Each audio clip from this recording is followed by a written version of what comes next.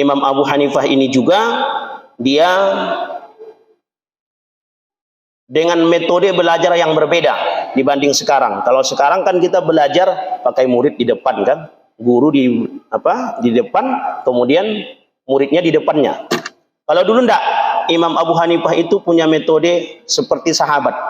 Dia bersahabat dengan murid-muridnya seperti Imam Abu Yusuf, kemudian Hasan Asy-Syaibani dan ulama-ulama lainnya, sampai ratusan dia punya murid. Tapi karena dia orang kaya, nah itu pula, karena dia orang kaya, maka muridnya ada beberapa orang yang dia gaji, gak usah bekerja, termasuk Abu Yusuf itu. Abu Yusuf itu kan orang miskin, Pak, dan tidak dibolehkan oleh orang tuanya belajar bersama Abu Hanifah karena dia orang kaya.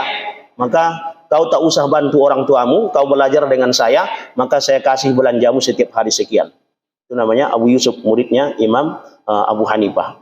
Dan ini kemudian menjadi ulama-ulama besar bagi penerus mazhab Abu Hanifah atau kemudian Imam Hanafi.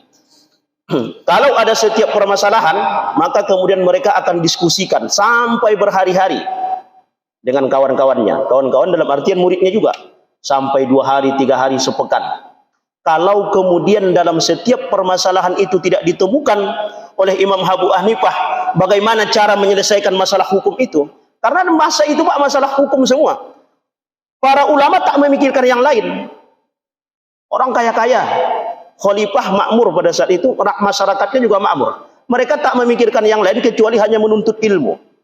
Sekarang kan tak bisa begitu Pak. Para penuntut ilmu itu banyak sekali pikiran dia, harus memikirkan ini, SPP dan lain sebagainya, tempat kos dan lain. Kenapa? Karena memang tak dibutuhi oleh negara. Kalau dulu enggak, Pak. Maka Imam Abu Hanifah itu selain dia kaya, maka kemudian dia juga membiayai orang lain. Jadi untuk makan itu mereka dulu sudah dibiayai oleh pemerintah. Nah, Bapak Ibu yang dirahmati Allah Subhanahu wa taala, sampai kemudian berpekan-pekan Imam Abu Hanifah itu menangis kalau setiap permasalahan hukum itu tidak dia temukan.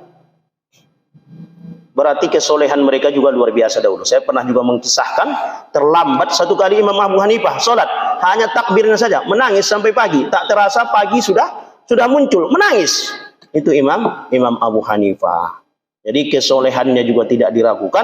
Kemudian ilmunya juga Masya Allah luar biasa. Kata Imam Syafi'i, semua manusia di dalam Islam ini terhutang kepada Imam Abu Hanifah karena kecerdasannya dalam fikih.